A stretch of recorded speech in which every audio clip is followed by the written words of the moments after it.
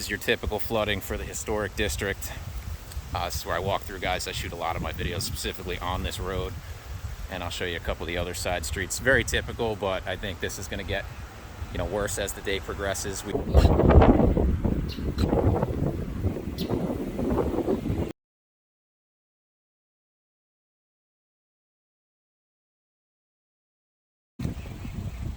Down to Gilchrist Park, looking a little wet. Nothing crazy yet, but they've got everything closed off.